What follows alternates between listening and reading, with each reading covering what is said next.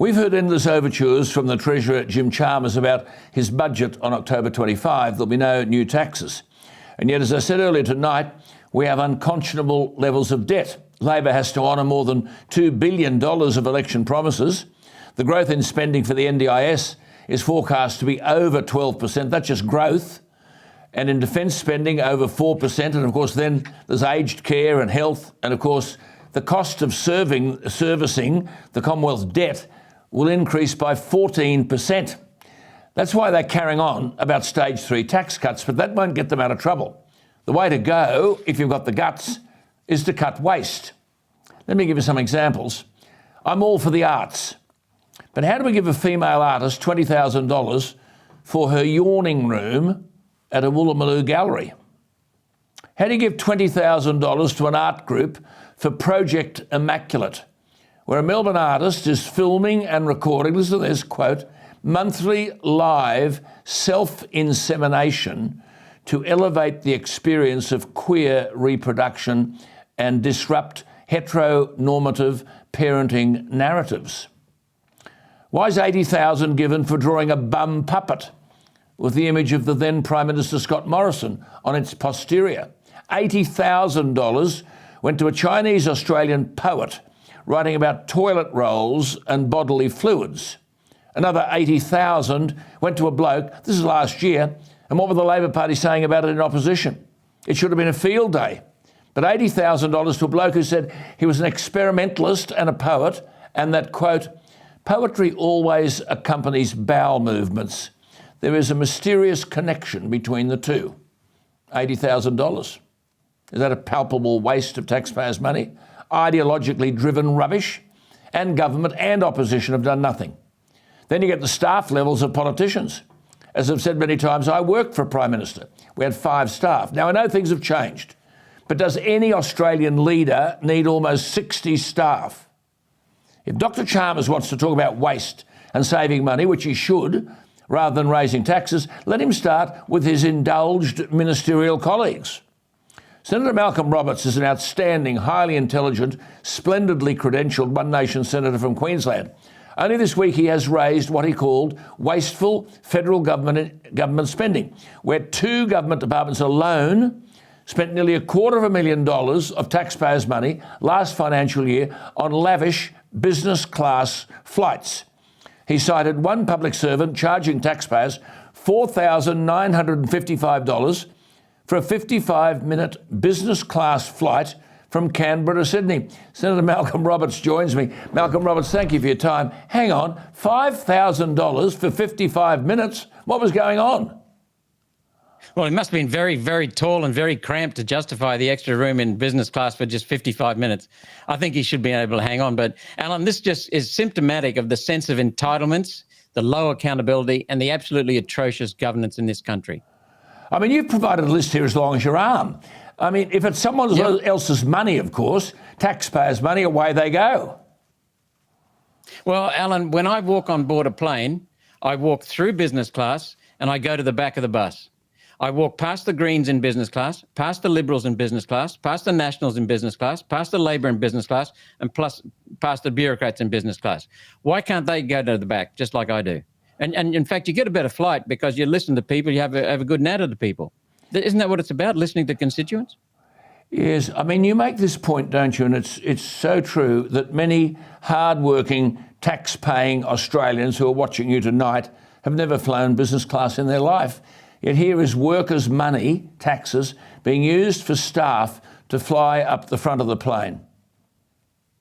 That's right. And these people are paying their wages. These people are paying their flights. These people are paying the premium for the business class experience, the free booze, and yet they've never been on a plane, some of them, and yet they've never been on business class. There is a case for ministers and others flying business class where they can get some work done and whatever, but on a 55-minute flight, for God's sake, I wouldn't know how you'd run up a bill of $5,000. But why ministerial staff? Malcolm, I mean, you've never been a minister, your boss has never been a minister. This is completely over the odds. The indulged way in which these people have staff that could never, ever be fully occupied, because there's a department as well. I mean, if you're the Minister for Industrial Relations with a stack of staff, or the treasurer, then there's a treasury as well full of bureaucrats. How the hell can these staff numbers be justified? Well, they can't be, Alan. You made a very good point at CPAC. Let me just quote your figures. The gross national debt was at 20% of GDP in 2013. That was the end of the Labor Party time in Canberra. We are now at over 42% of GDP, and that's with, 9 years of Liberal National Party government. Absolutely. The so-called restraint ones, the fiscally conservative party, and yet we're at 42% of GDP. I mean, it used to be raison d'etre that the coalition, the Liberals, would manage your money better, and those figures that I cited indicate that it's just been an extravaganza. Look, Malcolm, it might be unfashionable to say it, and I'm offering no reflection on a court case currently taking place in the ACT. But here were ministerial staffers, plural, out on the town, getting drunk. Now, when I worked in Canberra, we had no time to be going to clubs or bars, even if we knew where they were. We were just too damn busy. It prompts a question, doesn't it? What kind of worldly, informed advice could any 24-year-old give to a government minister?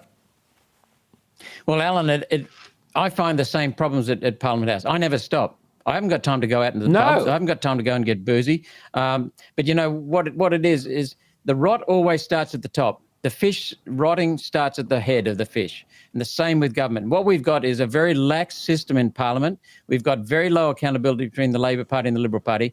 And what we see is, I mean, we're talking about $5,000 flights to Sydney. We're talking about the Department of Agriculture, Forestry and Fisheries, $5,500 flights, $4,300 flights, $4,184, $4,095, $5,063 flights on business class.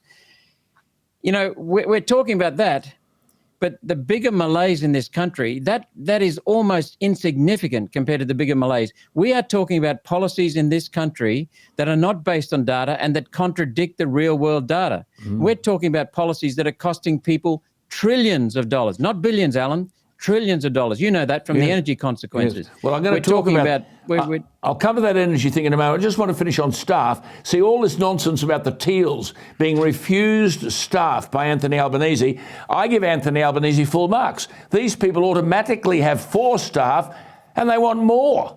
I'd like to know what Zali Steggall has done that benefits any constituent in the seat of Warringah.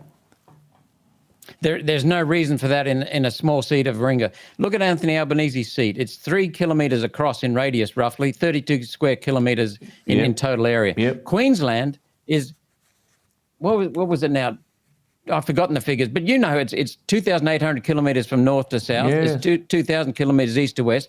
We need staff to get around and listen and with us. So there is a need for some staff for senators, but not for MPs in inner city suburbs. I don't want to let you go without talking about this cost that you talked about, which is a very valid point. What are the costs to the taxpayer of policies? Now, we've seen this week the very thing that you and I have warned about. Energy prices going to climb through the roof, up to 35% increases next year. Business and households won't be able to cope. You and I have warned of this.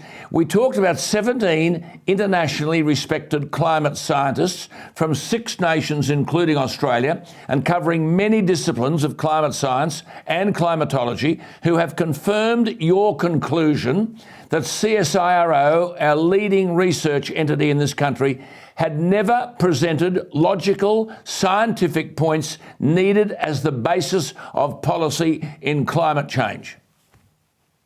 That is correct. And what's more, what we find is that the CSIRO in their first presentation to me, which lasted 2.5 hours, as did the other 2 presentations, the first one, they admitted that they have never said to any government that there is danger from carbon dioxide from human activity.